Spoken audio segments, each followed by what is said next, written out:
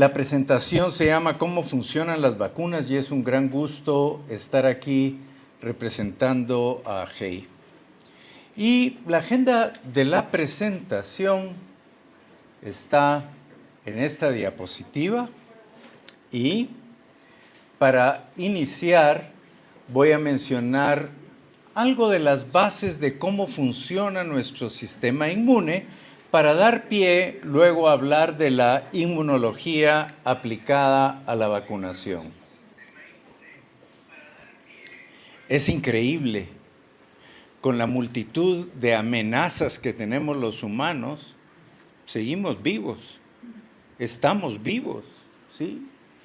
Y sobrevivimos en mucho gracias a nuestro sistema inmune, con su capacidad de proveer una respuesta innata y una respuesta adquirida. La respuesta innata, todos tenemos claro que es una respuesta no específica, y claro, eso sí, logra distinguir las células humanas de los invasores, pero fuera de eso no tiene idea de qué está ocurriendo. No sabe qué bacteria es amiga, qué bacteria es enemiga. Jamás nadie le explicó la diferencia entre un coco y un bacilo. Va a responder como Dios le da a su mejor entendimiento. En cambio, la respuesta inmune adaptativa, como ustedes conocen, es muy específica. Y sabe quién es su amigo y sabe quién es su enemigo. Las células adaptativas, no hace falta usar el puntero porque él solito se mueve, ¿sí? Las células adaptativas distinguen a un patógeno de otro, bajémoslo ahí, supongo que con esto logro yo, ¿sí? Distinguen a un patógeno de otro y distinguen bacterias amigas de potencialmente mortales. Y eso lo hace gracias al reconocimiento de los antígenos. Cuando se trata de un enemigo, las células del sistema adaptativo necesitan ser primadas. Es la mejor expresión para primed, que es una señal de activación. Las células no están activas. Simplemente el priming es una primera señal que la dejó lista, como diría mi abuelita, a punto de caramelo, para reconocer cuando en el futuro se encuentre con el enemigo, ¿sí? Y el éxito de una vacuna, que es de lo que vamos a estar hablando, depende en gran medida de que la primera dosis que ponemos de una vacuna logre un buen priming, ¿sí? Haciendo que con las dosis posteriores tengamos un refuerzo. Recordemos los soldados, ustedes se acuerdan porque esto lo estudiaron en la facultad. Los leucocitos, que son los soldados del sistema inmune. Partimos de la célula madre hematopoyética y se generan dos familias, la familia mieloide y la familia linfoide. Cuando vemos las células mieloides tenemos 4 granulocitos. Granulocitos porque tienen gránulos. Neutrófilo, eosinófilo, basófilo y células mastoideas. De estas 4, 3 son polimorfonucleares porque su núcleo tiene diferentes formas.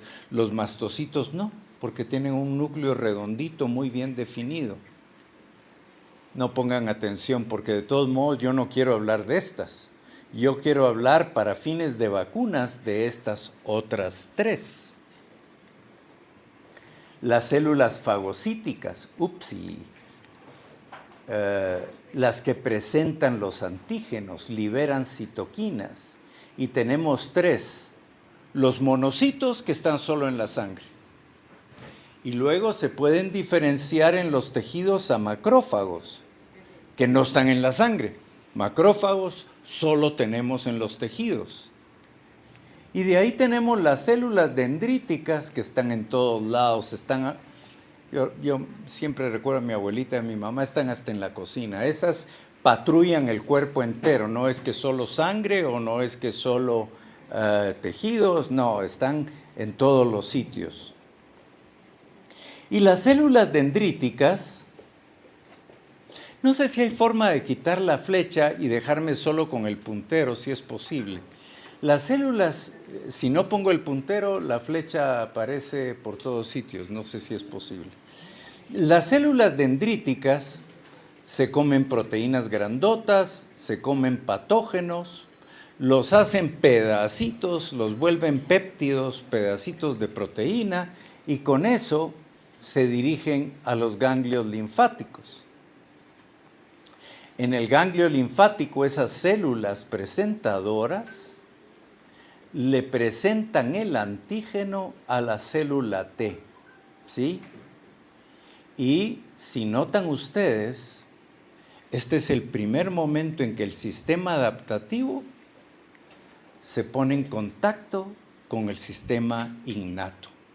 Este es el momentito en que se platican por primera vez y damos ese brinco de esa respuesta primaria muy básica a una respuesta mucho más elaborada.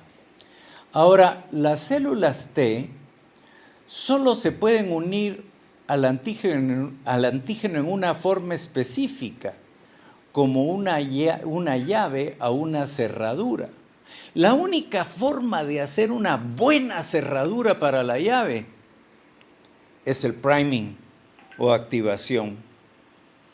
De nuevo, la primera dosis de vacunas es la que hace esta cerradura para que el antígeno encaje bien. Muy importante.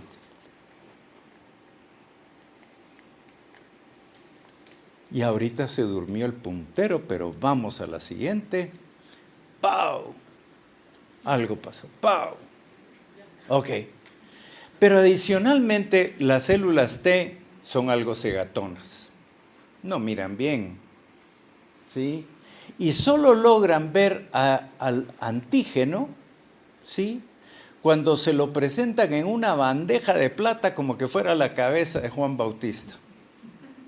Y quien le presenta el antígeno en bandeja de plata se llama complejo mayor de histocompatibilidad, lo que estudiamos como HLA también, como leucocitos, antígenos de leucocitos humanos. Necesita que le diga, aquí está, mira, porque no estás viendo bien. Sí, necesitas esto. Bueno, esta es una cosa muy sencilla, pero ahora movámonos a aplicar un poco estos conceptos básicos inmunológicos a la vacunación. Si usted no me mira, no mira mi dedito moviéndose así. Muy bien. Las vacunas sabemos que constan de dos componentes principales. El dedito no lo mira. El primer componente es el antígeno. Es esa estructura molecular que esperamos que sea reconocida por los componentes del sistema inmune. El otro componente es el adyuvante, una sustancia que nos ayuda a mejorar y modular la calidad de la respuesta. Esto es lo que las vacunas tienen, antígeno y adyuvante.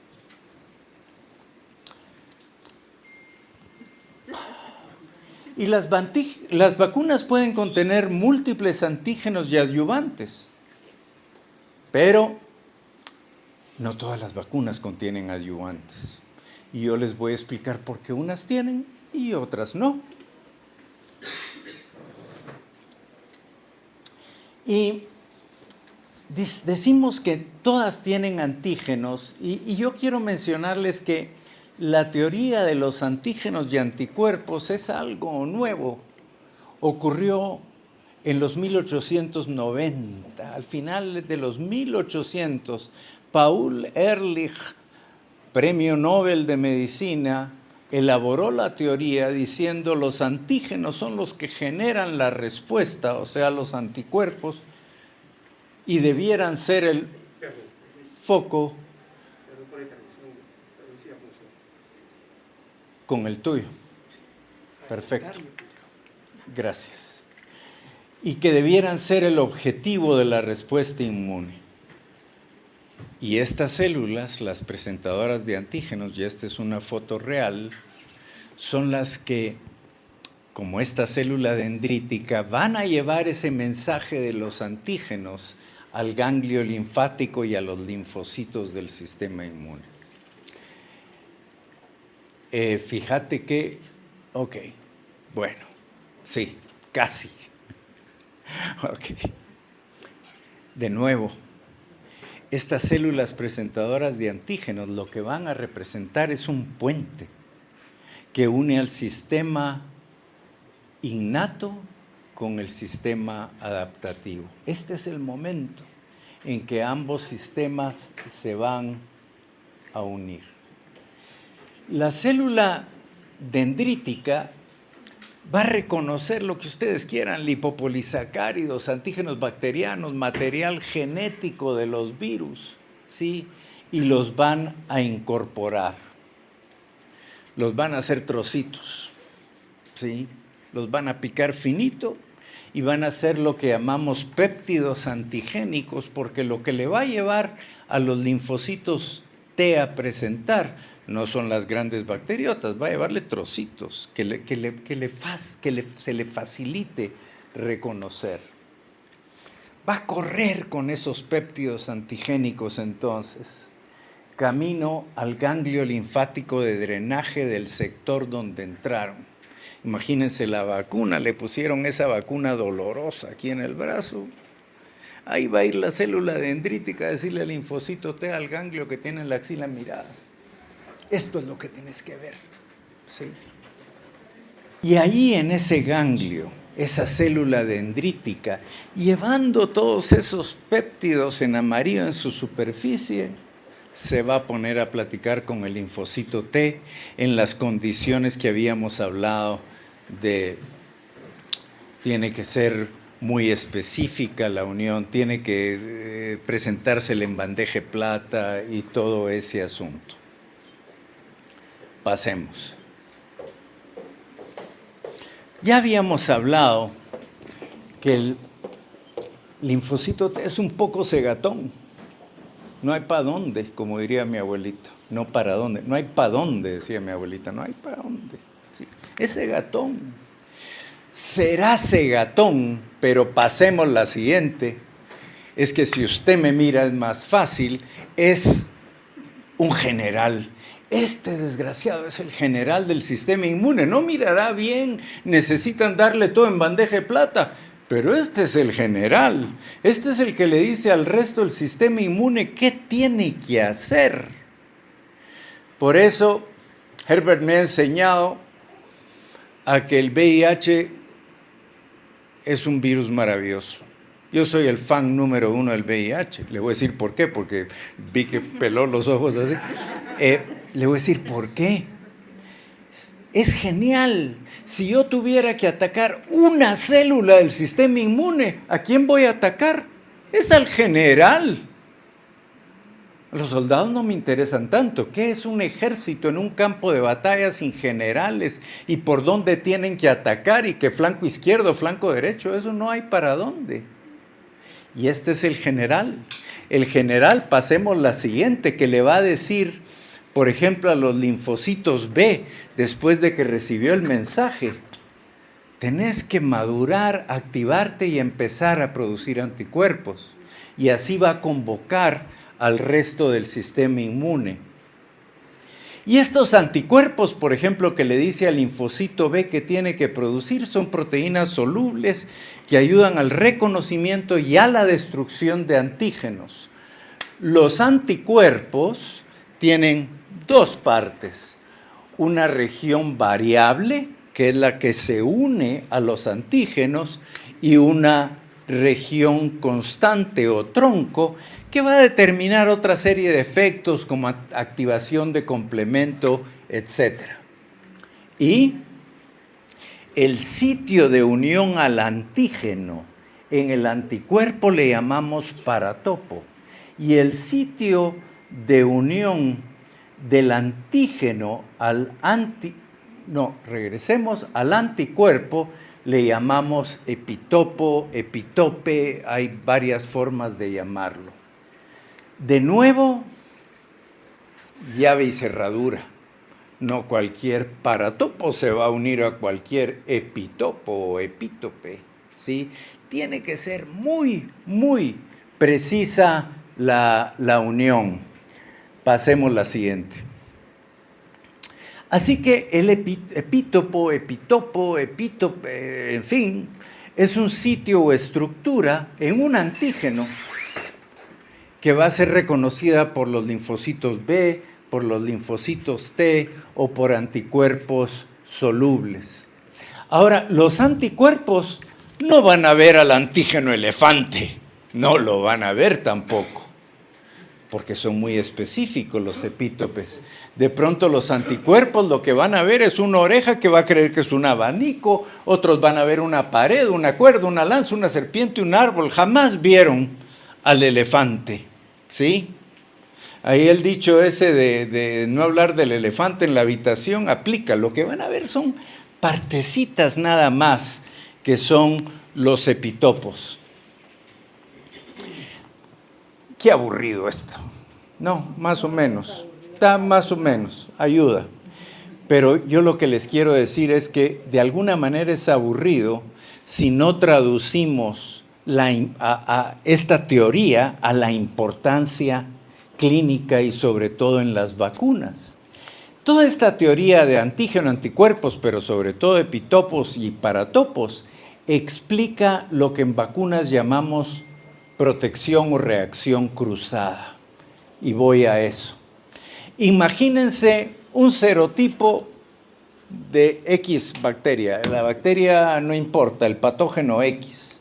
Tiene su antígeno que tiene varios epitopos o epítopes. Y de pronto tenemos al genotipo B del mismo bicho. Tiene otros epítopes, sus antígenos, pero,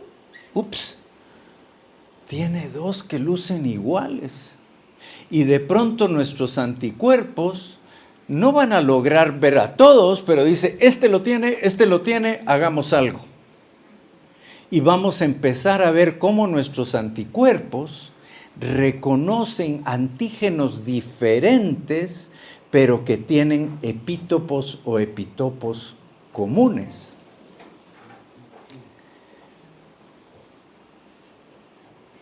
Esta diapositiva me la pasó un amigo y yo dije, no la entiendo, pero ya la entendí, ahora se la explico. Obviamente estos dos antígenos son totalmente distintos en su concepción artística, pero los dos tenían este triangulito desgraciado, este epítope. Y ahora nuestros anticuerpos pueden reconocer dos antígenos distintos solo porque reconocieron un epitopo. Y vamos a aterrizar entonces ahora estos conceptos en el concepto de la protección cruzada. ¿Qué es protección cruzada? Cuando nuestro sistema inmune dispara sobre un organismo, interesantemente, bichos relacionados también van a caer como resultado del ataque. No eran exactamente tal vez el mismo que iba en una vacuna, pero como tenían epítopos comunes, híjole, nos escabechamos a todos. Buenísimo. Y hoy en día es muy difícil concebir la vacunación sin este concepto de reactividad cruzada, que lo vemos en múltiples ocasiones. Podríamos definir en forma distinta reactividad cruzada de protección cruzada. Reactividad cruzada es cuando yo, a nivel de laboratorio de inmunología, logro encontrar que hay una respuesta inmune contra los tipos no vacunales incluidos en una vacuna. No estaban en la vacuna, pero respondemos a ellos. Si en la vida real demostramos que hay una protección y un impacto clínico, a eso le llamamos protección cruzada. Esto ha de ser ciencia nuevísima. No, estamos apenas entendiendo algo que nació con la vacunología. Porque imagínense, Jenner que es el inicio, había habido ya vacunología antes de eso. Pero Jenner, 1796, protegió usando viruela bovina, como ustedes conocen la historia, nos protegió contra la viruela humana. Eso se llama protección cruzada, porque nunca inyectó Jenner una cepa de viruela de humanos, sino de vacas, de las ordeñadoras, y protegió.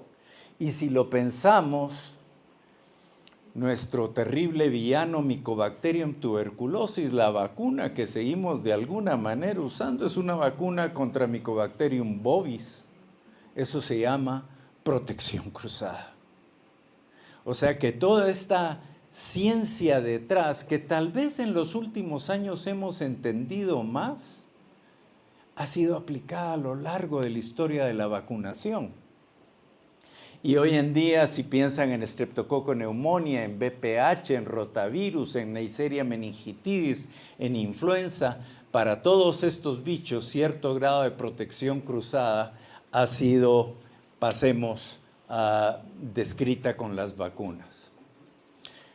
A mí no me intimidaría si se sienta aquí a mi lado, mire, una de ustedes, ¿no?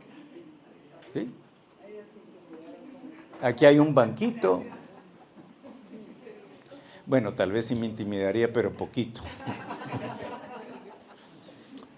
Pasemos a hablar al papel de los adyuvantes, de esas sustancias que vienen de adyuvare, que en latín es ayudar. Ayudar a que la vacuna tenga una mejor respuesta. Esto es tecnología anciana. Hace más de 100 años, Gastón Ramón en Francia empezó a mezclar la vacuna que usaba para caballos con migas de pan, cualquier basurita que se le ocurrió, porque la idea era mostrar una respuesta inmune, aumentar una respuesta inmune inflamatoria local, y demostró que los caballos respondían mejor. Ya no usamos migas de pan, ni almidón, ni todas esas cosas que él usó, pero sí usamos sustancias cuya finalidad es aumentar la respuesta. Así que es tecnología vieja, pero así como nuestros televisores se han adelgazado y tal vez nosotros no tanto, los adyuvantes y la ciencia de los adyuvantes ha evolucionado. Pero ¿por qué necesitamos nuevos adyuvantes? Hemos tenido aluminio ahí por un tanatal de años, por ejemplo. Bueno, porque las vacunas también han evolucionado. Por un lado, si lo pensamos, hay vacunas que les decía que no necesitan adyuvante. Ejemplos: sarampión, paperas y rubiola, que está de moda, varicela, virus vivo. ¿Por qué no necesitan adyuvantes? Porque están vivísimos y se replican y se multiplican, ¿sí? De tal manera que la respuesta inmune suele ser muy buena. Para esos bichos no necesitamos adyuvantes. Pero para las vacunas inactivadas las hemos venido purificando, simplificando. Pasamos de poner 200 antígenos en la vacuna de tosferina a poner 5 o 3 o 4 o lo que fuera. ¿Y por qué hicimos eso? Porque queríamos mejorar la tolerabilidad, menos eventos adversos. Mientras más las purificábamos y simplificábamos, menos efectos adversos. El detalle es que no hay comida gratis. O Arjona diría, no hay café sin intención. Si a uno lo invitan a tomar un café, hay que ver qué hay detrás del café. Y conforme la tolerabilidad de las vacunas aumentan, pagamos ese precio. La inmunogenicidad disminuye. Tenemos que darle una manita mayor con adyuvantes más poderosos, porque ya, si no, la respuesta inmune podría ser deficiente. Les quiero poner un ejemplo muy actual, ¿sí? La vacuna de zóster. La vacuna de zóster actual no tiene el virus de varicela completo como la que ponemos en niños. Lo que tiene es un antigenito de la superficie del virus de varicela zoster. Eso es lo que tiene la vacuna. Buenísimo. Lo podemos poner en inmunosuprimidos porque no le podemos dar varicela, porque es un antígeno, no es el virus. Pero necesita una manita. Y parte del adyuvante es una modificación del lípido A, del lipopolisacárido de Salmonella Minnesota. Esa carajada despierta respuesta inmune. Es como que le pusiéramos un pedacito de salmonela a la vacuna. ¿Sí? ¿Y qué ocurre? Aquí tenemos a la célula dendrítica, el antígeno de histocompatibilidad o complejo antigénico llevando aquí su péptido, su antígeno. ¿Sí? Eso hace la célula dendrítica, pero también fija en la superficie esa molécula coestimuladora del adyuvante. También lo pone ahí. Y ahora, de nuevo, ocurre que corre al ganglio linfático de drenaje y cuando platica con el linfocito T, esta es la célula dendrítica, este linfocito T, con el complejo mayor de histocompatibilidad, le dice, este es el antígeno que venía en la vacuna, el péptido antigénico, pero mira, también te quiero dar esto, ¿sí? Te voy a dar aquí un poquito del lípido A, del lipopolisacárido de Salmonella, ¿sí? Y también lo lee el linfocito T. ¿Cómo interpreta el linfocito T esto? ¡Wow! Me están atacando por dos frentes, hermano. Esto está terrible, este es un ataque bestial. Tenemos que montar una respuesta inmune durísima, porque tengo dos ataques al mismo tiempo. Así funcionan los adyuvantes nuevos, ¿sí? Montando una respuesta inmune sumamente intensa. Yo con esto termino, no sé si va a haber después chance para platicar o no, pero quiero darles solo unas cuantas conclusiones, y las 3 conclusiones son estas. La respuesta a un antígeno involucra tanto el sistema innato como el adquirido, como ustedes lo han visto, y estas células presentadoras son el puente. La reactividad cruzada, esa marciana, viene ocurriendo desde los tiempos de Jenner, y el diseño de la vacuna, incluyendo la presencia del adyuvante, influye tremendamente en el grado de protección. Y quiero agradecer de nuevo. Ustedes estarán de acuerdo que AGEI es una asociación muy viva, que está haciendo una contribución importantísima a la educación médica. Y lo puedo decir así porque no soy yo. Yo colaboro, pero aquí tenemos a Nancy, Herbert, en fin, ¿sí? O sea, AGEI es una asociación sumamente comprometida.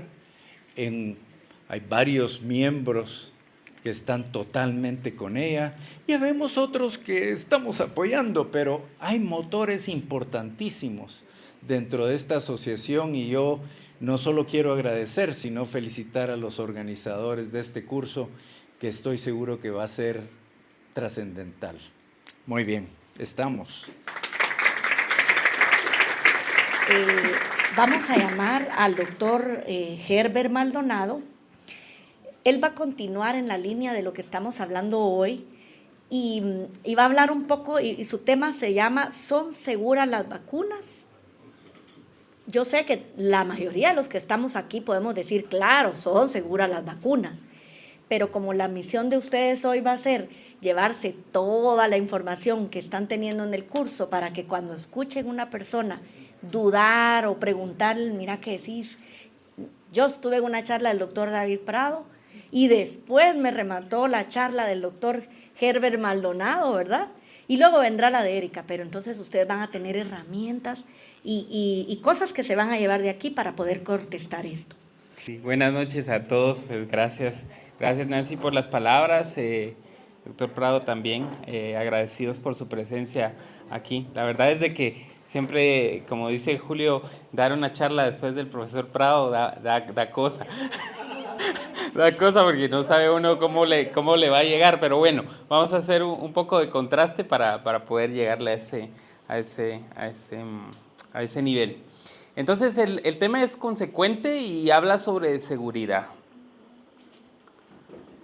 No tengo ningún conflicto de interés para esta presentación, tampoco he recibido financiamiento de una compañía o institución para esta, y mis opiniones y recomendaciones pues son imparciales y basadas en evidencia.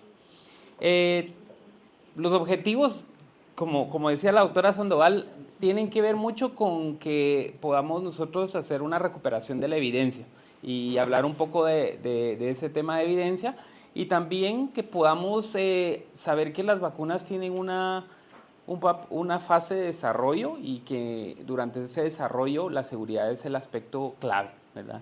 Para que lo podamos nosotros conocer. Y también tenemos que hablar un poco sobre que hay eventos que son consecuentes a la vacuna y hay eventos graves que son raros y que pues, debemos reconocer que sí existen. Y finalmente nosotros debemos de saber de que el personal de salud es el agente clave en la seguridad de la vacunación. El doctor Offit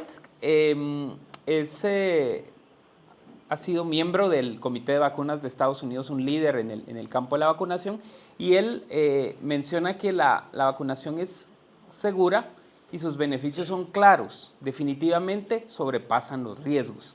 Pero como cualquier producto médico que tiene un efecto positivo, ya sea una droga o una vacuna, puede tener un efecto negativo. Así que ninguna vacuna es absolutamente segura. Todas las vacunas se dan como inyecciones que pueden causar dolor, enrojecimiento o induración en el sitio de la inyección.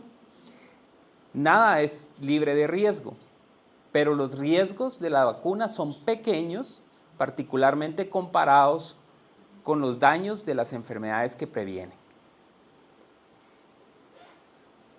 Así que la primera parte es por qué este tema es tan vigente hoy en día, por qué la seguridad es un aspecto clave. Y tiene que ver con lo que sucedió hace ya 6 años, ¿verdad? Un episodio que parece ser como una mala película, ¿verdad? Algo que ya no queremos recordar, ¿verdad? Pero que cuando volvemos a pensar, hoy en día lo que vivimos es mucha consecuencia de lo que pasó en este tiempo, ¿verdad? Tuvimos desinformación, y las características de la desinformación es que tiene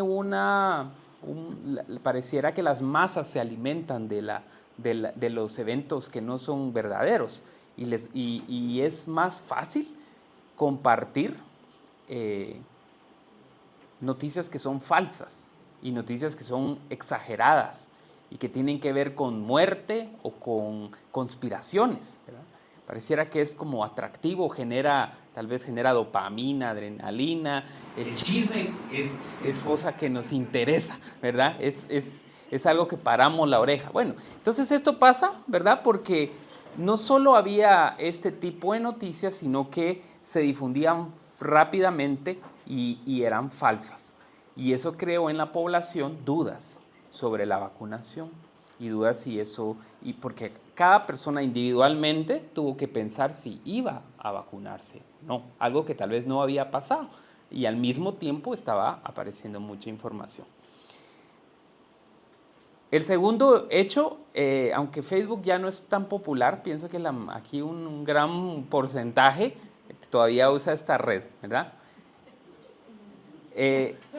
Sin embargo, las redes sociales tienen esa característica de poder diseminar la información rápidamente, y de forma alarmante las redes sociales contribuyen a esta desinformación en la vacunación, y no solo el Facebook, también YouTube, también otras redes que tal vez tienen que ver como X, ¿verdad? Que tienen un sesgo político, ¿verdad? Y ni se diga las nuevas, ¿verdad? Que ya su contenido es tan superfluo que dura segundos, y quizás el mensaje es tan fuerte que entra directo, ¿verdad? Y se da como un hecho.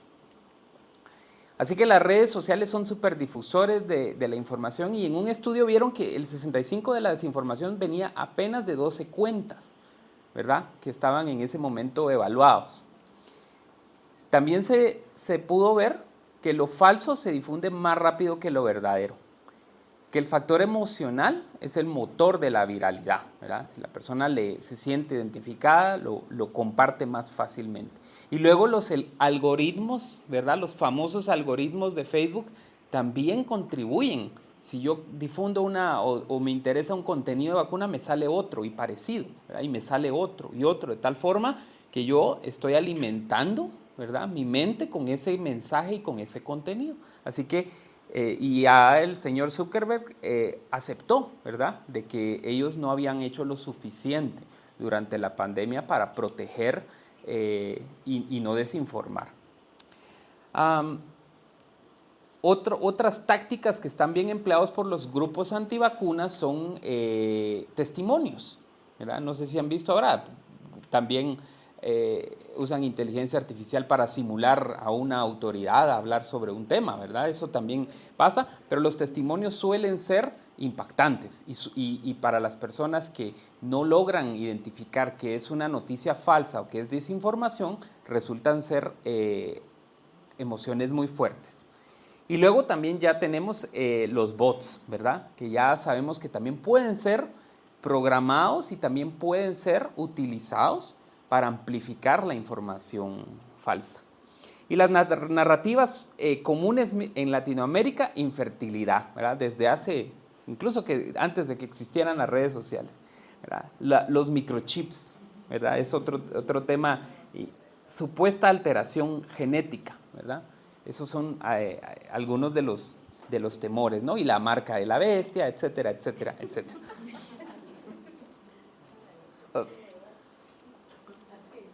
La siguiente, tal vez, por favor, porque no. Ya no quiso hacer caso.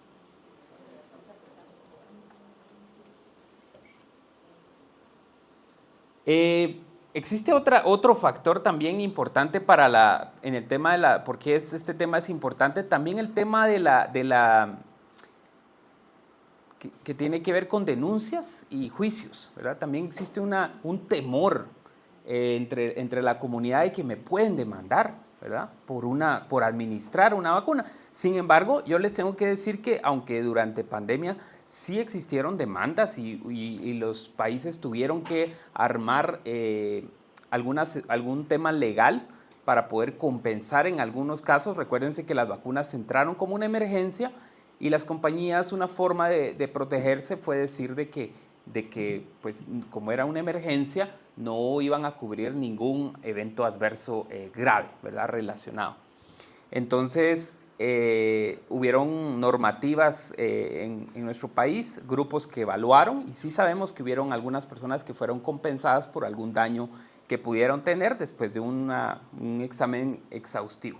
Pero sin embargo, no existe, digamos, información de que personas individualmente sean responsabilizadas por un evento adverso. Y eso es algo tal vez muy bueno que yo quise comunicar hoy, ¿verdad? Porque tal vez tenemos temor, ¿verdad? Y decimos, ay, me van a demandar, voy a sufrir una demanda. Realmente eso no está pasando, ¿verdad? Es algo que no ocurre. Y el otro aspecto tiene que ver con las nuevas tecnologías. Ya el doctor lo comentaba. Ya estamos en una era donde ya no estamos hablando de digamos, las nuevas vacunas tienen que ver con péptidos sintéticos, con subunidades proteicas, con ARN mensajero, y esto también genera, ¿verdad?, cuando las personas escuchan dudas, porque es desconocido, ¿verdad? No se sabe cuál es el mecanismo, todo lo que el doctor acaba de explicar probablemente generó en nosotros mucho interés, pero seguramente en una persona de a pie, si le dicen salmonela que lleva, ¿verdad?, tal vez se va a asustar, ¿verdad? O va a ir a buscar qué es la salmonela y se va a asustar más, ¿verdad? Entonces, ese es el punto, ¿verdad?, de que nuevas plataformas. Bueno, ¿y cómo se evalúa la seguridad de las vacunas? Kathleen Neusil, ella es de la Universidad de Maryland y ella es vicepresidente del Instituto Nacional de Enfermedades Infecciosas. Ella dice, las vacunas son extremadamente o son sometidas a rigurosos estándares de seguridad, mucho más que para tratamientos, debido a que las vacunas se van a dar a poblaciones sanas. Y esto es algo muy importante de conocer, ¿verdad? Muchos toman medicamentos a diario y ni siquiera saben que estos medicamentos no están aprobados para lo que están tomando, ¿verdad? Para la indicación que están utilizando. Fueron aprobados para otro uso en otra población con un grupo pequeño de pacientes, pero no se cuestionan que si eso va a realmente causarles un efecto ni a corto, ni a mediano, ni a largo plazo.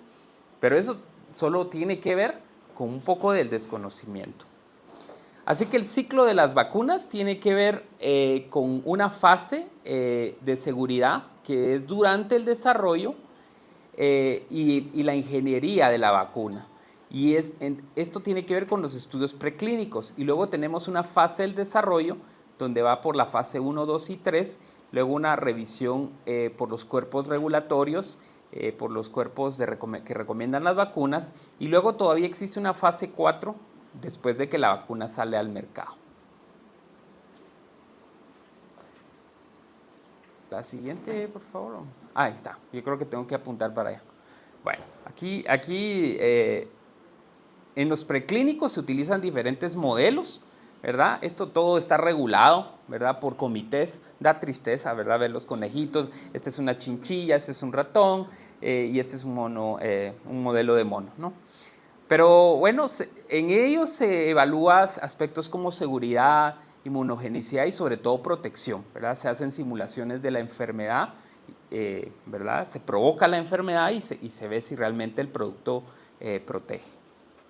Y luego viene el estudio de fase 1, que no vamos a leer todo lo que está ahí, ¿verdad? Pero el interés de esto es que ustedes conozcan que en una fase 1 son hasta 100 sujetos voluntarios sanos, en donde se evalúa la seguridad a una determinada dosis.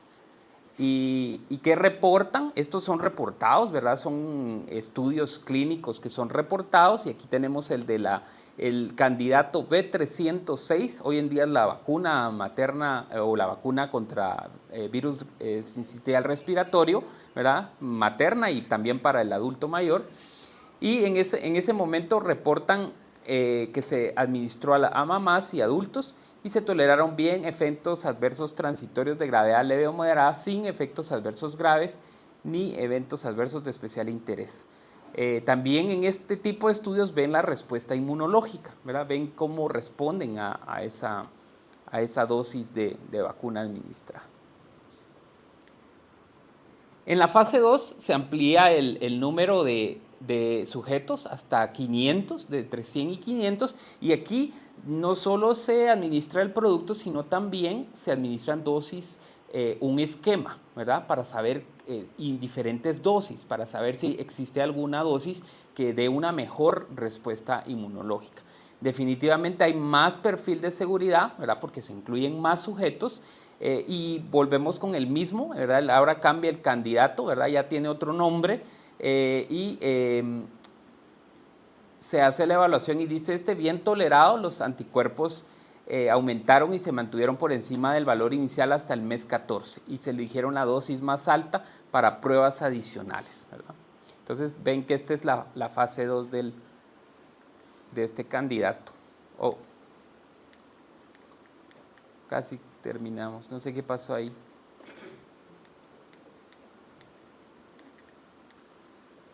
Como que se quedó.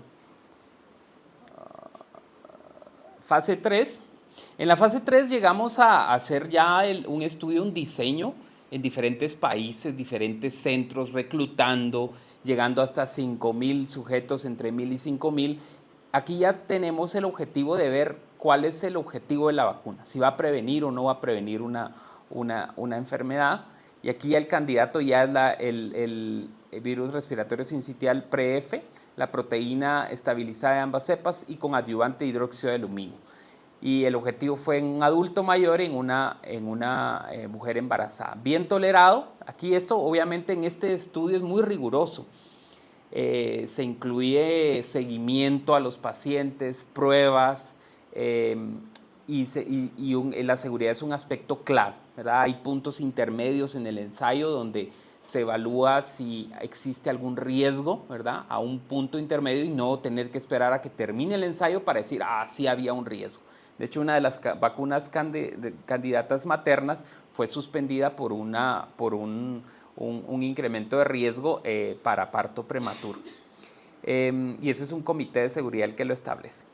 Entonces, pues vean ustedes que en este tipo la tolerancia, la seguridad es un aspecto clave, y también al final del ensayo, este es el ensayo famoso, ¿verdad? Que todos queremos ver ya publicado, donde se demuestra cuál es la efectividad, ¿verdad? De la vacuna para proteger, y muchas veces ese mismo ensayo nos permite saber qué tanto va a durar esa protección a 3 meses, 6 meses, 1 año, ¿verdad? Etcétera. Entonces vean ustedes, y este es el artículo que todos quisiéramos estar en esa publicación, ¿verdad? Porque tiene este tipo de análisis estadístico, ¿verdad? Donde se demuestra que el grupo de la vacuna tuvo una protección.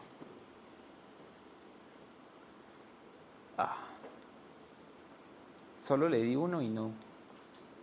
Yo creo que ya me están haciendo algo. No, bueno, entonces vacunas autorizadas. La vacuna ya superó las 3 fases. Esto no pasa rápido. Solo en COVID pasó rapidísimo. ¿Por qué? Porque ahí hasta voluntarios, o sea, el reclutamiento, la velocidad, todos se dedicaban solo a eso. Pero usualmente una vacuna lleva muchos años de desarrollo. Y luego, una vez completan estas fases de desarrollo, los cuerpos regulatorios de varios países hacen la aprobación después de revisar toda la documentación, ¿verdad? Y se autoriza una licencia, ¿verdad? Para uso de ese producto. Pero ¿qué pasa cuando esa vacuna ya después de estos 3 ensayos ya sale al mercado y esta vacuna está lista y se empieza su comercialización? Pues entonces existen sistemas para darle vigilancia a estas vacunas cuando ya se van a administrar de una forma masiva, porque si se dan cuenta, 5,000, a veces hay ensayos que son mucho más grandes, ¿verdad? Dependiendo, el de rotavirus, por ejemplo, casi llegaba a los 60, 70,000 niños, porque ellos querían ver un riesgo para intosuscepción, pero en general las demás vacunas no requieren tantos inscritos. Entonces vean ustedes que hay sistemas de vigilancia, y uno muy famoso es el de los CDC, ¿verdad? El VAERS. Ahorita sí no sabemos ni cómo está ese sistema, si está funcionando, tal vez ya lo quitaron, ¿verdad? Probablemente le quitaron recursos, pero países tienen este tipo de sistemas de vigilancia después de introducir una vacuna, ¿verdad? Para poder saber si dentro de la población esta vacuna que ya se está administrando de forma sistemática tiene algún problema. Y también está la red que se hizo de la OMS, es una red de seguridad de vacunas donde todos los países, hay países que se adhieren a esta red y están aportando datos sobre seguridad en vacunación. Así que esto es algo muy importante para que ustedes lo sepan, y mucho de esto viene a robustecer la evidencia. Entonces, evidencia sobre revisiones sistemáticas. Todos aquí sabemos que el nivel más alto de evidencia son las revisiones sistemáticas. Eso quisiéramos leer, ¿verdad? Entonces sí existe esa información, y voy a ir pasando por algunas, y no quiero aburrirlos con esta, ¿verdad? Porque no les voy a volver a leer la diapositiva, sino que les hice una infografía de cada una, ¿verdad? Para tratar de hacerlo más dinámico, y que podamos, y ahí va a estar la publicación si ustedes la quieren escudriñar, ¿verdad? Porque eso sería lo que uno quisiera, ¿verdad? Con este tema. Y en el tema de miocarditis, que fue un tema tan, digamos, difundido, ¿verdad? Que, no, yo no me voy a vacunar porque me va a dar miocarditis, ¿verdad? Y se recuerdan ustedes que esto pasó un poco reportado en adolescentes, ¿verdad? Pues, ¿qué dice la revisión sistemática? Que hay más riesgo por enfermedad, ¿verdad? Hasta 10 veces más, 4 veces más, perdón, por enfermedad común, y definitivamente la infección, dice, daña más que solo el músculo cardíaco, ¿verdad? Como se pudo ver, una infección multisistémica. riesgo mínimo con las vacunas disponibles, se vio que solo entre 1 a 10 casos por cada millón de dosis de vacuna administrada, y un aspecto que casi nadie en la desinformación dice: los casos post vacuna de miocarditis fueron leves y no tuvieron ninguna consecuencia para los sujetos, ¿verdad? Que eso es algo que yo pensaría que intencionalmente se oculta, ¿verdad? Versus la comparación de lo que causa una enfermedad. El otro tema importante, vacunas y autismo, ¿verdad? También ya roto ese misterio, ¿verdad? Basado en millones de dosis de niños, en un diseño de casos y controles, definitivamente tenemos que la vacuna es segura, ¿verdad?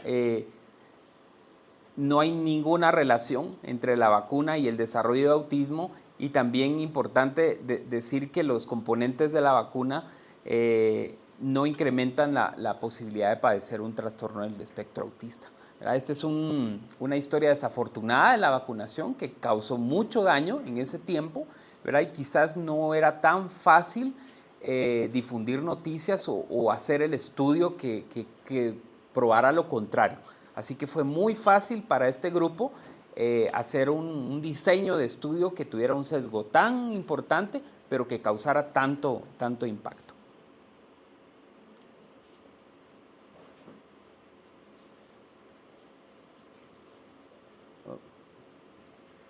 Las vacunas de neumococo, también lo que nos ha dejado estos estudios post-introducción, y esta es de la red de vigilancia que les digo de los Estados Unidos, hablan de que el perfil de seguridad es muy consistente en pacientes de riesgo, porque aquí nosotros quisiéramos, siempre nos preocupa, es que tiene comorbilidades, ¿será que sus comorbilidades no van a empeorar? ¿Verdad? Y lo que nos dicen los estudios es que funciona igual, el perfil de seguridad es igual, que también se puede coadministrar de forma segura con la vacuna contra la gripe, que sería otro escenario que tendríamos, ¿verdad? Se la pongo al mismo tiempo, mejor espero 2 semanas, entonces no, la evidencia ya está suficiente y eso sale solo en este tipo de estudios, ¿verdad? Y la incidencia de eventos adversos serios fue baja, ¿verdad? Entre 1,5 a 2,5 comparados con la vacuna 13 valente. Y VPH también es una vacuna que no solo tiene un gran impacto, sino que también su perfil de seguridad a largo plazo también es, los datos que existen son ya contundentes de que es una vacuna que es segura después de haberse administrado 22 décadas, ¿verdad? Y la tasa de eventos graves es igual en grupo vacunado y control. También es una vacuna que tuvo que superar, ¿verdad?, una barrera. Tal vez recuerdan ustedes que las adolescentes se desmayaban y se desvanecían, ¿verdad? Y empezó también un tema fuerte de desinformación, ¿verdad? También un fuerte tema relacionado a liberación, ¿verdad? Sexual y ese tipo de cosas, pero afortunadamente ha podido más, ¿verdad?, el mensaje de batalla contra el cáncer, y la evidencia es contundente en cuanto a la seguridad. Entonces vamos ya a la parte final, riesgo real o percepción. ¿Cuál es el riesgo? Hablemos del riesgo. El riesgo de eventos graves es raro, ¿verdad? Si no es que podríamos decir rarísimo, ¿verdad? Pero,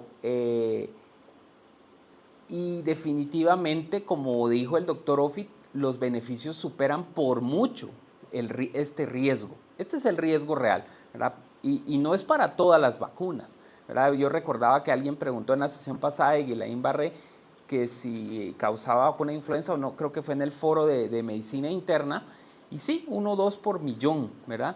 Pero es mucho más la incidencia por una infección natural, ¿verdad? Entonces, y eso es algo que tiene que saber la población, ¿verdad?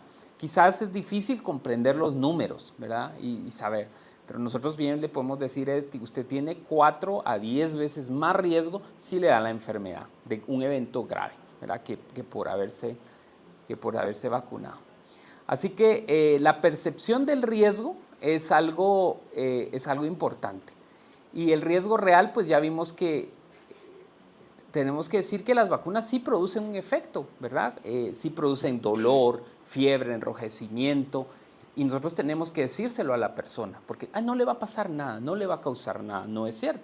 Tenemos que ser muy claros y transparentes y decirle sí, lo más común es el dolor en el sitio de la inyección, induración, fiebre de bajo grado, malestar general, pues, y no tenemos por qué esconder y decir que va a tener algún evento, ¿verdad? Esos son eventos reales. Y definitivamente determinar cuáles son la percepción de ese riesgo y poder abordar los factores que podrían alterar la percepción. Entonces, ¿qué influye en la percepción de la seguridad? Primero ya lo hablamos, desinformación. Luego el tema de las conspiraciones, ¿verdad? O creer de que el médico de plano el doctor se está haciendo millonario, ¿verdad? Por cada vacuna que ponen, saber ni cuánto le paga la farmacéutica, si supieran, ¿verdad? Que realmente uno a veces es algo simbólico, ¿verdad? Lo que uno puede recibir no se trata de eso, ¿verdad? Uno no está haciendo un negocio con este tema. Y luego la influencia familiar, ¿verdad? El entorno sí tiene mucho que ver, ¿verdad? Si se acepta mucho el consejo de la familia y puede tener incluso el núcleo laboral, ¿verdad? Yo creo que también, no fue en este foro, pero hablé de que en mi hospital sí, una persona que empezó a difundir información falsa y a decir que era su autonomía y que él decidía, y entonces sí generó un efecto, ¿verdad? En el grupo. Entonces la influencia de un grupo sí es muy importante. Mitos frecuentes y evidencia, creo que ya lo tocamos, ¿verdad? Que es muy importante que van a haber mitos como el autismo, infertilidad. Estos últimos dos son fuertes, ¿verdad? Hay personas que todavía creen que las vacunas los enferman, ¿verdad? Y que les causan una enfermedad, y que también si reciben muchas vacunas los niños, eso les puede causar alteraciones, y eso también existe fuerte evidencia de toda la respuesta inmunológica. No solo es buena, sino que el niño está listo para ese reto inmunológico. No hay ninguna razón para espaciar o prolongar. Ahí lo que se está haciendo es aumentando el riesgo, ¿verdad? En ese periodo, si alguien le retrasa un mes la vacunación, lo está sometiendo a un riesgo innecesario, ¿verdad? Porque esa es la edad donde necesita la vacuna. Así que conclusiones para que ustedes se lleven a la casa. Las vacunas son de las intervenciones médicas las más vigiladas, ¿verdad? Y cuando nosotros recomendamos una vacuna, estamos respaldados por todo este sistema que yo les conté, ¿verdad? Estudios clínicos, vigilancia y seguridad. Así que no tenemos ninguna razón para dudar de la seguridad de las vacunas.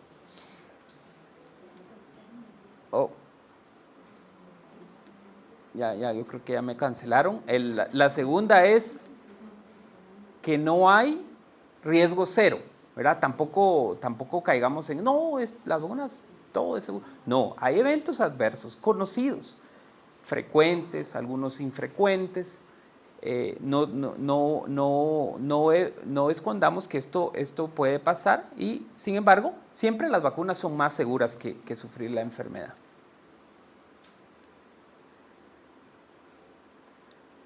También es importante reconocer que estos eventos, que son muy raros, que pasan en uno en cada 100,000, uno cada 200,000, esto significa que sí funciona el sistema de vigilancia.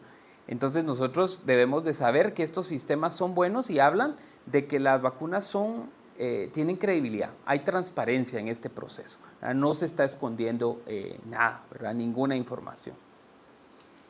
Y lo que dicen los estudios de aceptación es que el aspecto más clave para poder aceptar una vacuna es que el médico se la recomiende al paciente, ¿verdad? Es el predictor más importante.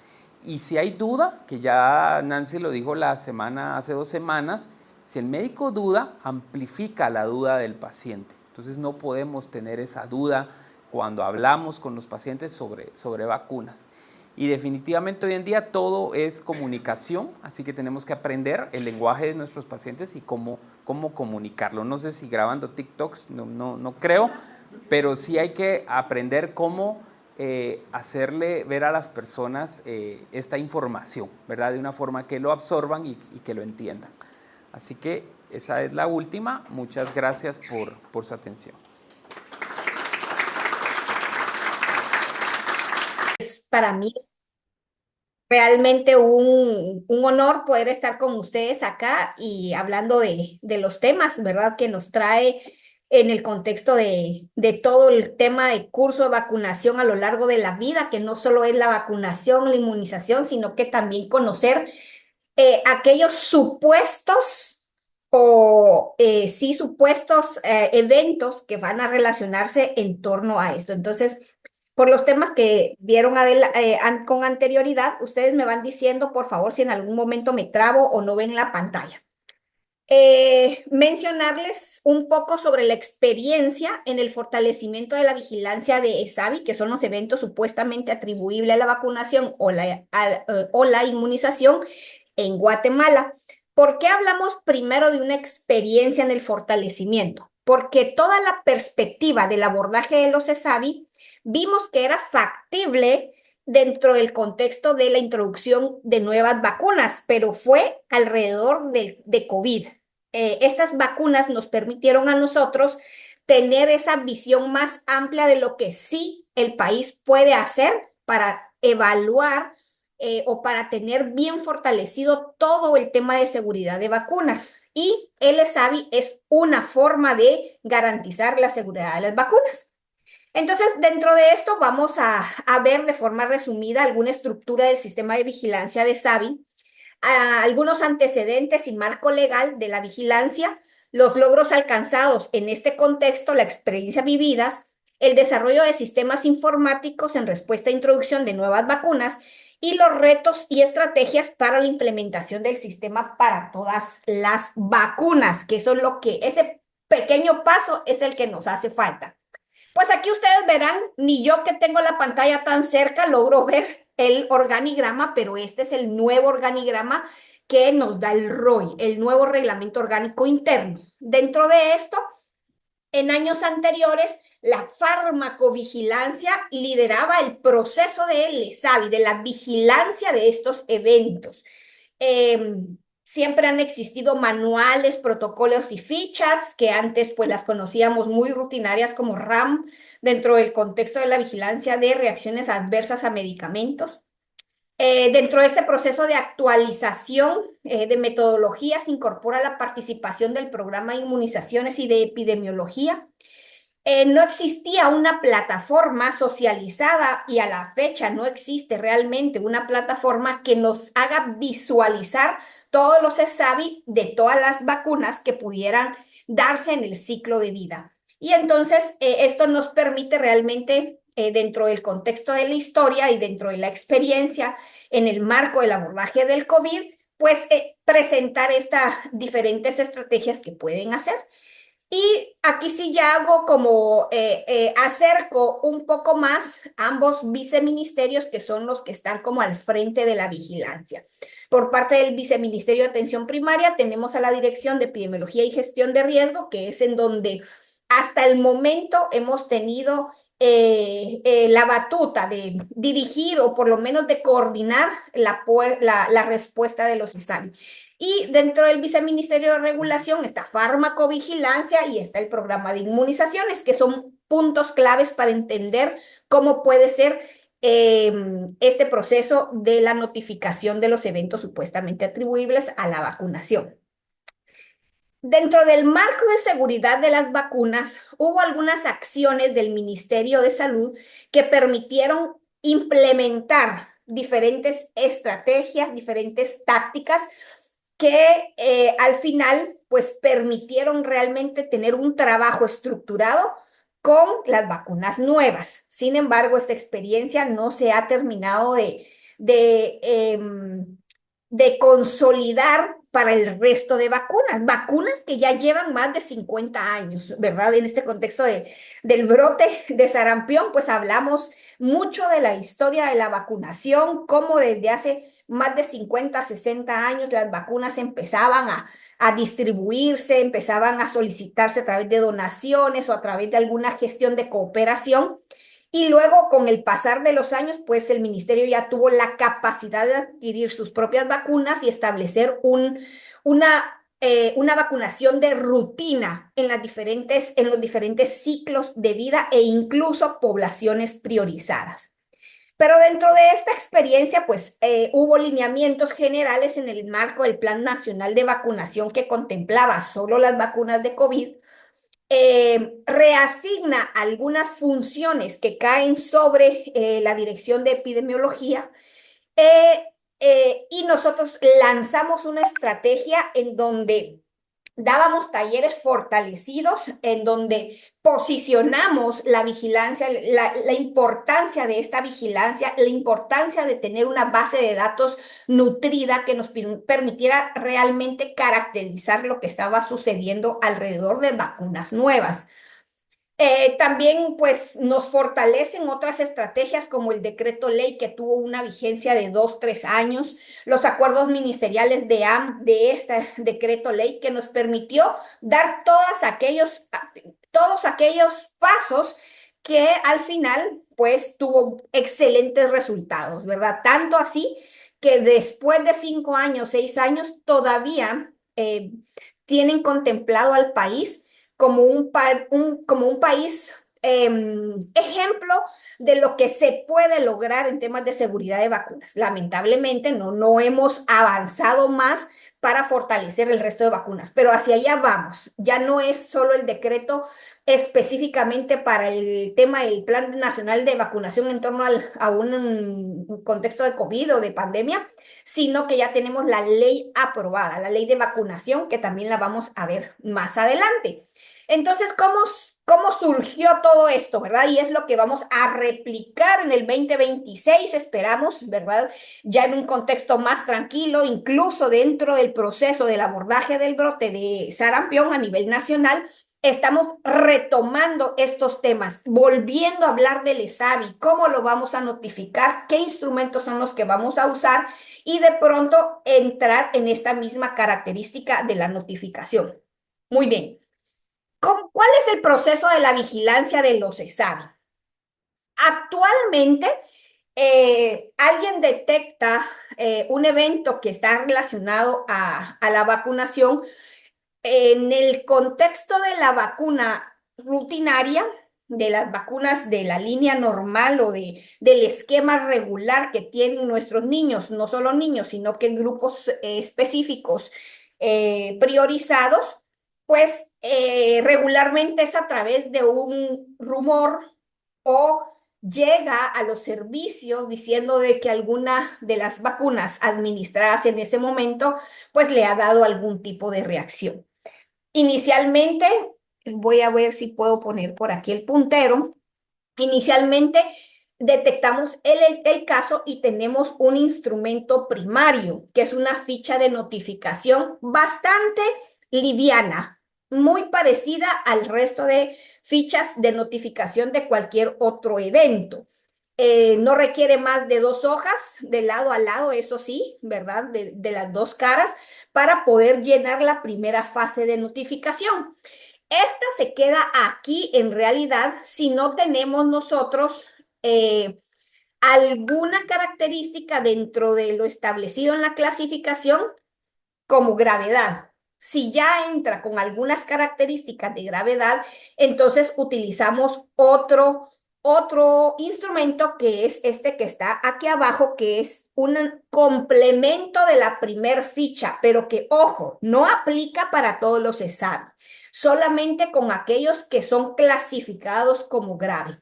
Si notificamos nosotros, debería de ser pues notificado al siguiente nivel superior para que éste pueda notificarlo al nivel central. Hasta aquí, esta parte en COVID funcionó muy bien porque el sistema era digitalizado.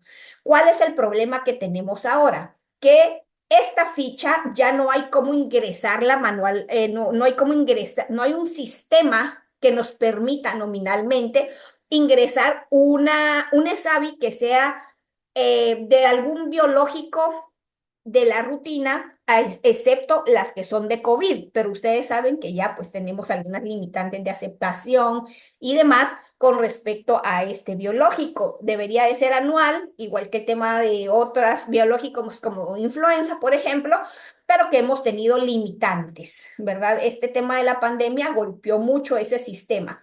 Sin embargo, la forma en que se ha establecido actualmente para enviar esta notificación es a través de un correo que lo van a ver ustedes al finalizar toda la lógica o la estructura.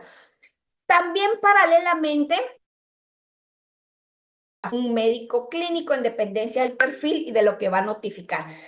Todo esto llega a la base de datos de Notifacedra y ellos lo que hacen es que descargan una notificación y nos la hacen llegar al mismo correo de ESAVI para que nosotros podamos identificar que el ESAVI es de un biológico, ¿verdad? Porque ellos manejan el concepto RAM, que es el de reacciones adversas a medicamentos.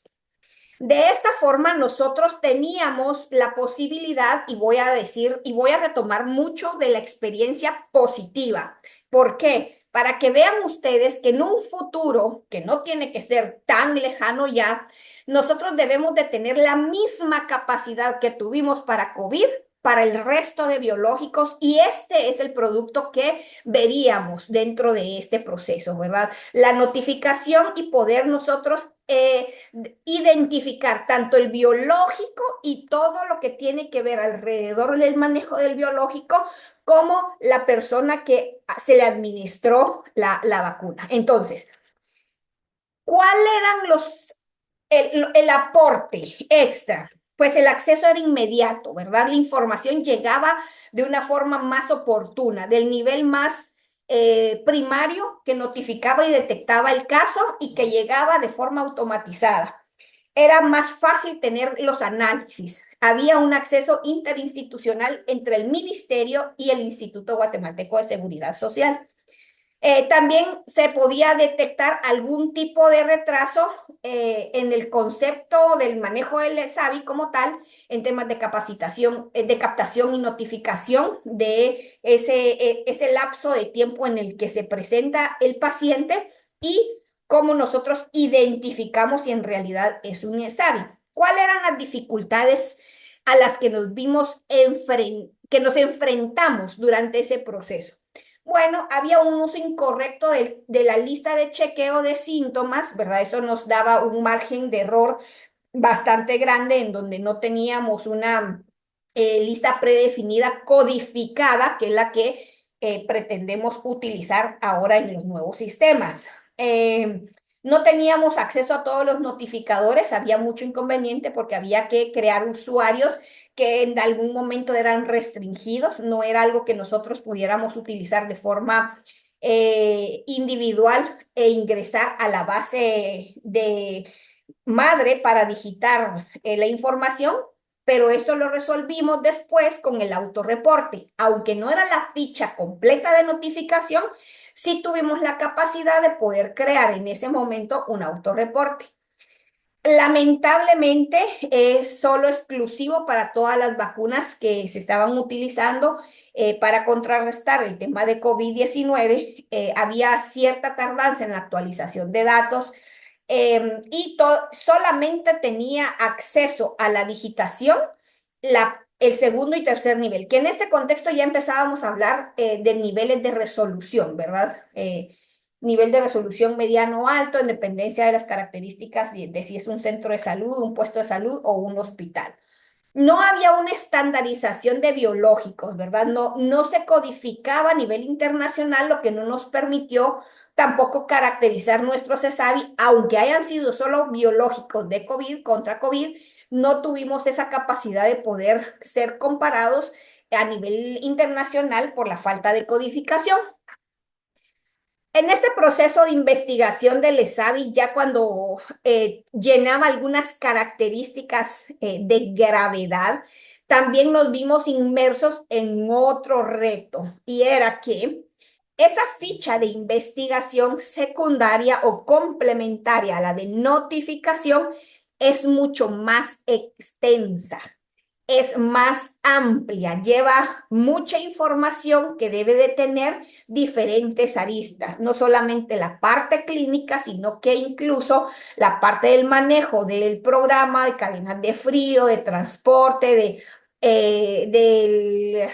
cómo es que se encuentra el biológico, la capacidad de respuesta de la vacunación en el sector y algunos otros conglomerados que podíamos tener. Esos eran los obstáculos en realidad que podíamos tener. Pero una ventaja que nos apoyó realmente a tener una estructura para el análisis profesional de estos ESAVI grave era que podíamos llegar entonces a estructurar un análisis que lo podíamos presentar a un grupo de expertos que al final nos permitía realmente llegar hasta la parte de la presentación de los casos al CERAPS. ¿Qué era el CERAPS? El CERAPS no era más que un comité que se especializaba, que era integrado por personal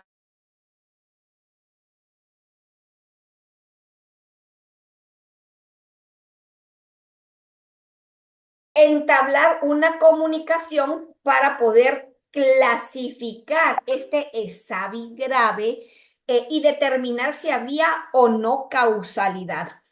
Hasta aquí teníamos una experiencia muy buena porque teníamos un control y una buena data de más de 10,000 casos, de 10,000 eventos notificados en donde pudimos tener una caracterización entre el evento leve o no grave y aquellos graves en los que nosotros pudimos llegar a determinar cuáles sí tenían causalidad, es decir, aquellos que al final evidentemente sí era una reacción derivada de la vacuna, pero que en el contexto de esta vigilancia vimos que nos apegábamos a lo más documentado que existe de la severidad de las reacciones.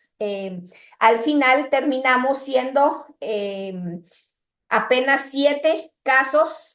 Habían aquí algún tema de evento de estrés, está clasificado como un evento que sí se asocia directamente a la vacunación, pero del total de los 10,000 casos, 7 realmente era muy importante tener la evaluación que por cada 100,000 dosis aplicada podíamos tener 1 o 2 casos de SAVI que sí en realidad se volvían, que sí eran causales, ¿verdad? Directos a la vacunación. Ah, qué nos permitió tener, cuáles eran los aportes de este comité, ¿verdad? Era un análisis bastante profesional, exhaustivo, que requería realmente de tener esa experiencia en temas de vacuna, ¿verdad? Vacunólogos, infectólogos, alergólogos, en dependencia del problema que estábamos presentando, así invitábamos a los profesionales para que en conjunto pudiéramos realmente determinar qué pasaba con el ESAVI en ese momento en el que estábamos estudiando los casos. Hubo un trabajo conjunto entre las direcciones de área, los hospitales y el ICS. Se fortaleció el concepto y la cultura de notificar incluso aquellos ESAVI no graves. A veces asumimos que como ya el prospecto dice que me va a dar fiebre, que me va a dar dolor del brazo, que me va a dar enrojecimiento, no llegamos a un servicio para notificarlo. Entonces el país carece de data para poder caracterizar esos eventos no graves dentro del contexto de la vacunación regular.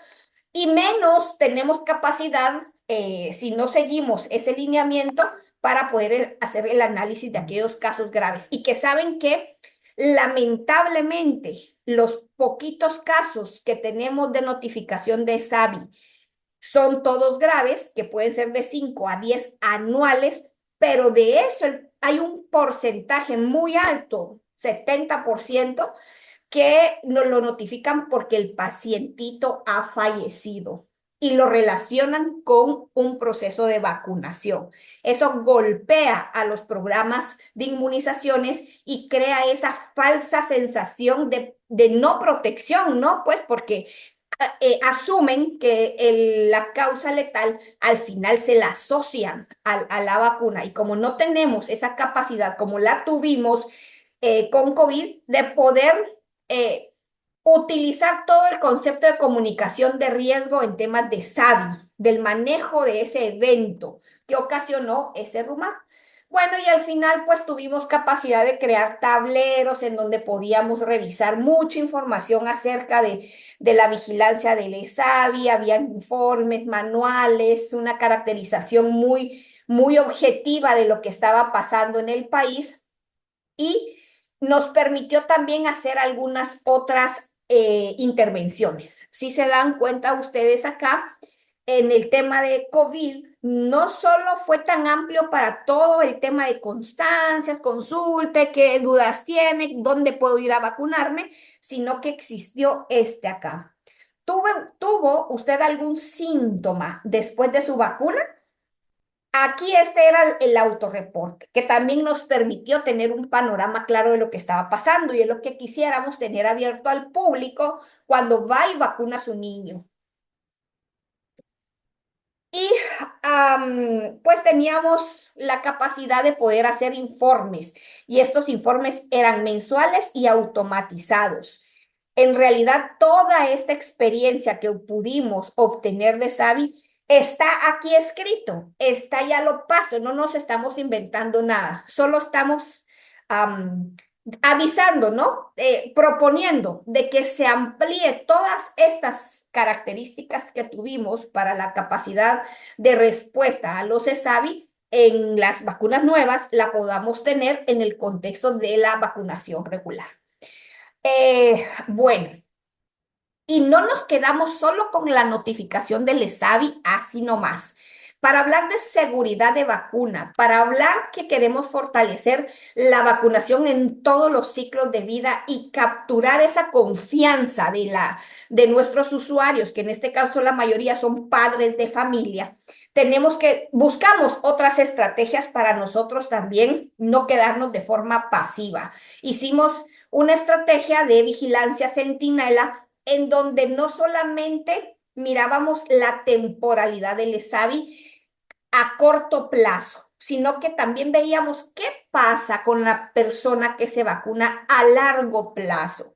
Está bien documentado que hay algunos eventos que en el transcurrir del tiempo, hasta un año, pueden presentarse algunos efectos que todavía la gente pueda asociar o puede existir alguna asociación causal con respecto a algún biológico utilizado. Ustedes sabrán, pues ahora con eso de que si las vacunas causan autismo y que hicieron un estudio y la importancia, el impacto que tienen los antivacunas, que entonces ya no son importantes las vacunas de la infancia porque resulta que no tienen una condición de riesgo. Eso es completamente falso. Derivado a esto es que nosotros buscamos ciertas estrategias que garanticen esa seguridad de las vacunas. Y dentro de eso también creamos esta vigilancia centinela, en donde utilizamos un nuevo término que era la lista de eventos que pueden estar asociados, una lista predefinida que evaluábamos para ver si había alguna relación con la vacuna que estábamos administrando. En este momento, insisto, estaba enfocado al tema de COVID. Hasta un año después estábamos haciendo ese tipo de abordaje. Luego de esto, ya para ver el tema de la notificación y el uso de los sistemas informatizados, pues empezamos a querer y a documentarnos con respecto a la codificación y utilizar plataformas más completas para la definición del EVADIE, que es lo que les mencionaba anteriormente. Son estas listas predefinidas que dicen que sí pueden ser causadas por alguna reacción a la vacuna.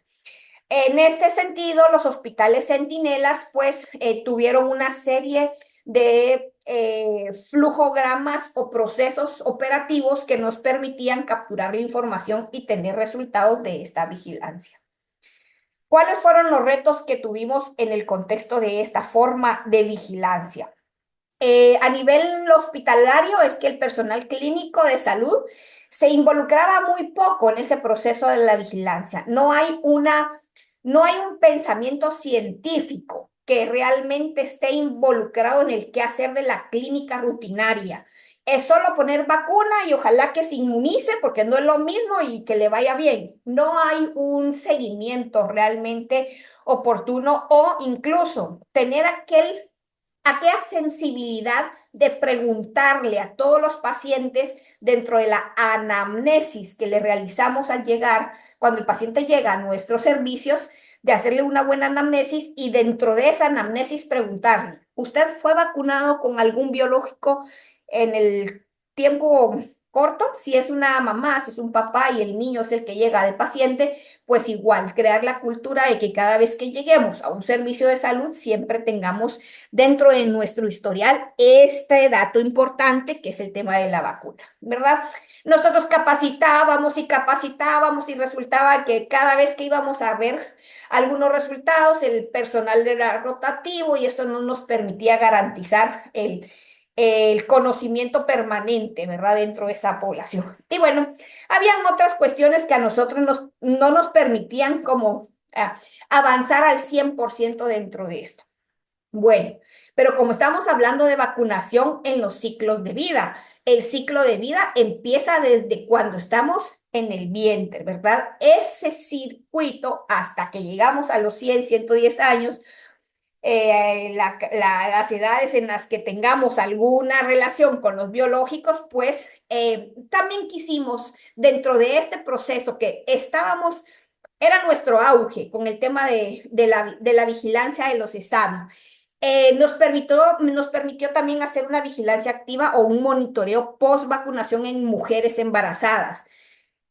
COVID no es el único biológico que se le ofrece a las embarazadas. Tenemos la TDAP, tenemos influenza, tenemos otros biológicos que pueden estar relacionados. O es más, algún biológico que no esté indicado en la embarazada, pero que incidentalmente no intencionado se vacune a una mujer que no sabía que estaba embarazada y en este proceso pues darle también ese seguimiento oportuno para poderle, pues vuelvo a la reflexión, que el tema de la vigilancia de los ESAVI se basa fundamentalmente como el tema de seguridad de las vacunas, que es realmente el objetivo de poder garantizar. Bueno, aquí nada más era como la estrategia de cómo hicimos la metodología de la búsqueda, que también está escrito, no es nada nuevo, eso se puede implementar para los otros biológicos que se le administran a la embarazada actualmente. Tenemos manuales, tenemos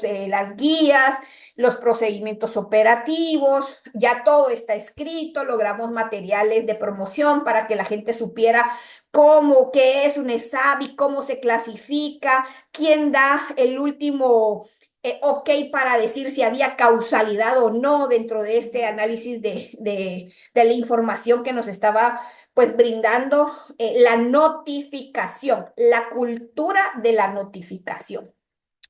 A raíz de eso, pues como les decía, y a la fecha, todavía el año pasado, fuimos invitados como país a mostrar esos resultados, pero lamentablemente se quedaron estancados porque no hemos podido avanzar con el resto de biológicos. Y aquí entonces están los retos. Hay un nuevo acuerdo ministerial de una nueva estructura que no terminamos de cuajar a pesar de 2 años. Hemos estado tratando la manera de conformar equipos de trabajo que ya lo tenemos, ya está involucrado, programa de inmunizaciones, epidemiología, hay gente de hospitales, de redes, farmacovigilancia sigue siendo muy débil en esta participación. Sin embargo, dentro del contexto de la ley de vacuna, pues estamos tratando de empujar esto para que podamos todo esto que les mostré, ponerlo a la disponibilidad de la vigilancia de todos los biológicos que el país tiene dentro de sus esquemas de rutina y de vacunación en todo el ciclo de la vida.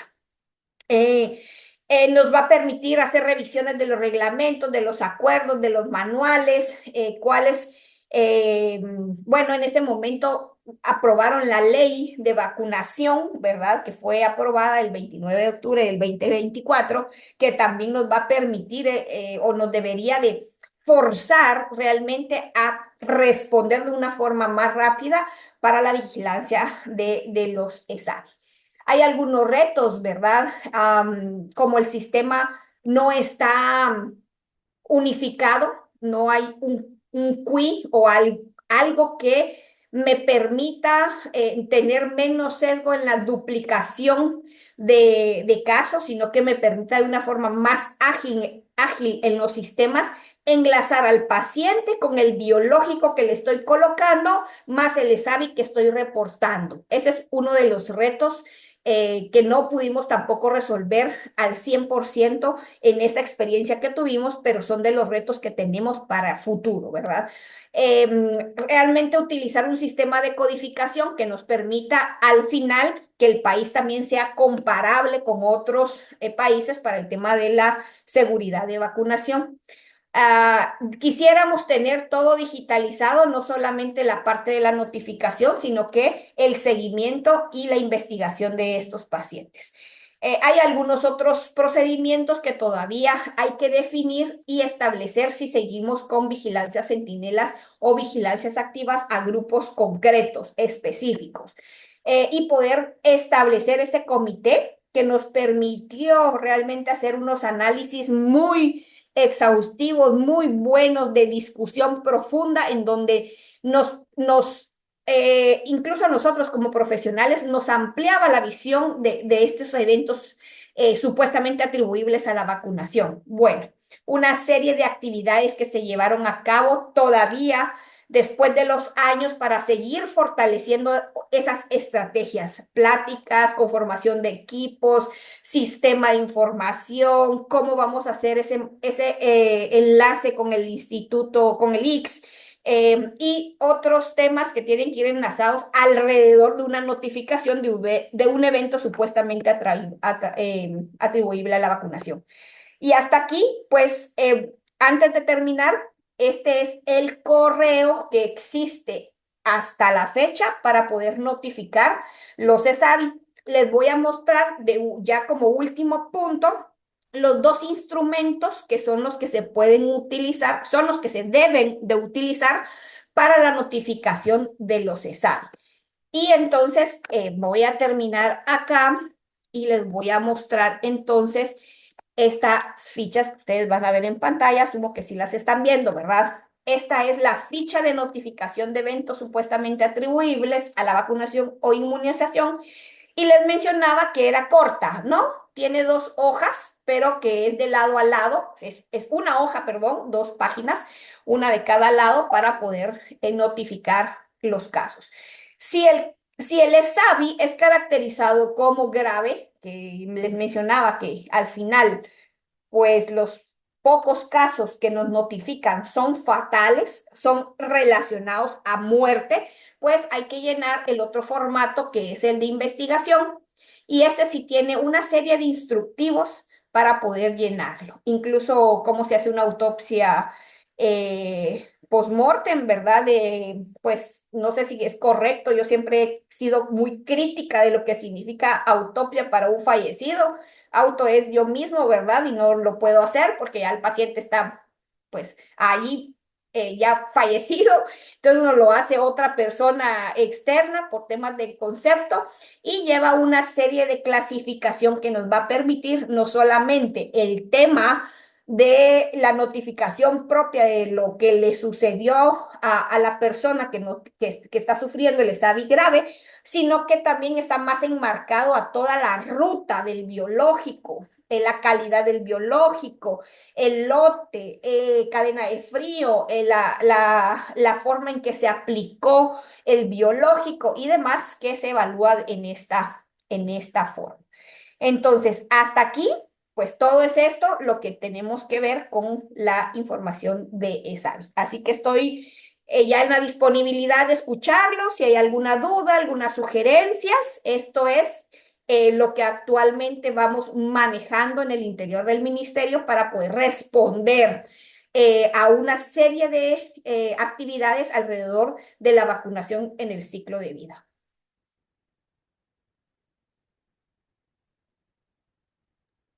Muchas gracias, Erika, por tu presentación, muy completa y te agradecemos por el esfuerzo que estás haciendo para compartirlo. Te cuento que aquí en este auditorio hay más o menos casi 60 personas, tal vez un poquito más, y pues hemos hecho un grupo de WhatsApp y también les vamos a compartir un Drive. Entonces tal vez te vamos a molestar que nos hagas ahí una carpetita, ¿verdad? Con todos los documentos para que puedan tener acceso a esto, ¿verdad? También te cuento que lo está transmitiendo el Colegio de Médicos en el canal, creo que de Facebook, si no estoy mal.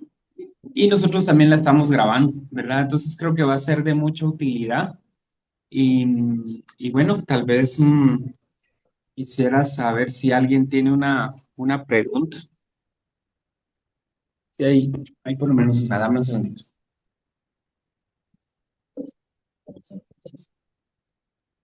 Muchas gracias por su presentación. Yo tengo una consulta. En el caso de estos eventos que lamentablemente terminan en una muerte, se solicita la necropsia para poder ver la causa de muerte como tal y dónde se realiza esa necropsia si se solicita. El tema de la autorización de hacer una necropsia es bien complicada. Sí, para el tema de muerte materna, que ya tiene más tiempo la ley y que debemos de caracterizar la muerte, es bien complicada que el familiar acepte. En este contexto también no hay una forma que realmente obligue o que nos permita a nosotros garantizar esta posibilidad. Yo hablaba de una necropsia o una autopsia posterior, ¿verdad? A esto lo llena realmente el familiar o al que se le entrevista es al familiar e incluso lo podemos llenar si hay un expediente clínico, que era lo que nosotros hacíamos cuando veíamos estos casos de SAVI en el contexto de COVID y nos permitía realmente hacer una presentación más profunda para poder presentarle a los expertos y dentro de esa dinámica de la discusión poder tener más argumentos. Sin embargo, de la experiencia no hemos tenido acceso realmente o autorización para poder hacer una necropsia que esté relacionada realmente al proceso de un ESAVI. Qué bueno verlos, ahora sí los miro.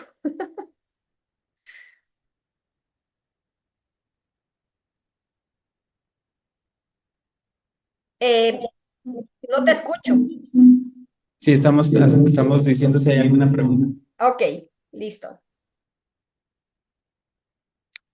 Fíjense que esto del tema de la vigilancia de SAVI es tan importante incluso en el contexto del abordaje del brote de sarampión. Me van a disculpar, pero ahorita para mí el sarampión es como que lo que siempre voy a poner en contexto, ¿verdad? Si antes era COVID, ahora es sarampión. Estamos haciendo una estrategia de contención y de bloqueo y estamos masivamente administrando SR y SPR. Tenemos que tener montado un sistema de notificación de SAVI por dos razones. Una es porque estamos vacunando de forma masiva, es decir, de 6 meses a menores de 50 años, puede ser que para muchos refuerzos y para los niños menores de 1 año, una dosis cero, que pueda también tener alguna relación a este proceso masivo de vacunación. Pero tenemos también la situación que estamos vacunando contactos directos de pacientes ya diagnosticados como sarampión y que seguramente como el bloqueo llega tarde, nosotros administramos la SPR al paciente que es contacto, pero que está sano en ese momento. ¿Qué pasa si 2 o 3 días después hace un sarampión franco o por clínica desarrolla sarampión? La gente ha tenido mucha duda. ¿Será que la vacuna no funcionó? ¿Será que es una reacción a la vacuna?